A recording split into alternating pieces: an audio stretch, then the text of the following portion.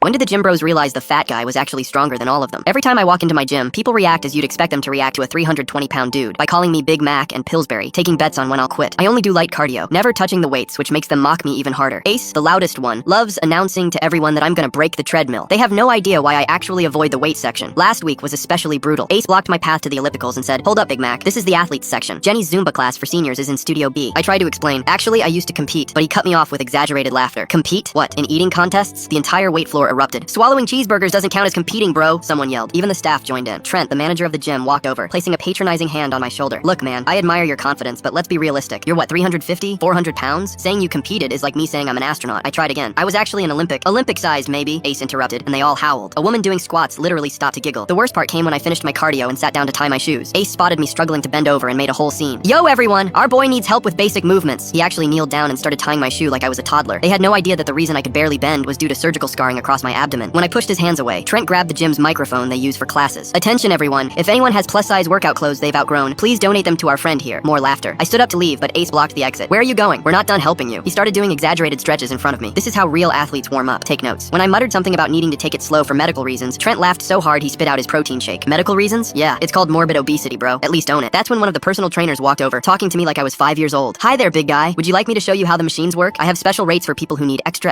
help." She literally said extra twice while looking at my stomach. The next day, I walked in already dreading the insults that were about to come my way. But as I walked in, I noticed everyone was distracted by Trent, who was about to attempt a new PR on the bench press. I saw the plates and shook my head when I saw the weight equaled 485 pounds, already realizing where this was about to go. Sure enough, Trent pressed once, twice, and then on the third rep, his arms gave out completely. The bar crashed down onto his throat with a sickening thud. Ace immediately grabbed the bar but couldn't budge it. Everyone was panicking, pulling at wrong angles, while Trent's face turned purple, then blue. His legs were kicking frantically. Without thinking, I sprinted across the gym floor faster than anyone there had seen me move. I shoved Ace aside hard enough that he fell backward, grabbed the bar with an overhand grip, and deadlifted all 485 pounds off Trent's neck in one smooth motion before racking it like it weighed nothing. Trent gasped and wheezed as I dropped to my knees, checking his pulse. "Call 911 now," I barked at Ace, who stood frozen in shock. "Tell them possible crushed trachea, potential cervical spine injury." I kept Trent's head stable while monitoring his breathing. "Don't move," I told him firmly. "Your larynx might be damaged." The paramedics arrived in 8 minutes, and one recognized me immediately. "Nathan Volkov? Oh my god, I watched you win gold in weightlifting at Beijing." The entire gym went silent. Ace's mouth hung open. "Wait, what? You're a professional weightlifter?" I nodded while helping the paramedics. "I retired 5 years ago, then had emergency spinal fusion surgery 18 months ago after a car accident. Gained 150 pounds during recovery because I couldn't train. Doctors just cleared me for light exercise 2 months ago." The front desk girl pulled up footage of me at the Olympics on the TV. The same guys who'd been calling me Big Mac were staring at footage of me lifting nearly 500 pounds above my head at the Olympics. Trent, neck in a brace, but okay, found me a week later. I wanted to thank you for saving my life, and I wanted to apologize as well," he whispered hoarsely. The entire gym changed overnight. Ace apologized 7 times, and now wants lifting tips. Now when newcomers snicker at the fat guy, the regulars immediately shut it down. "That's Nathan effing Volkov. He could overhead press your entire family."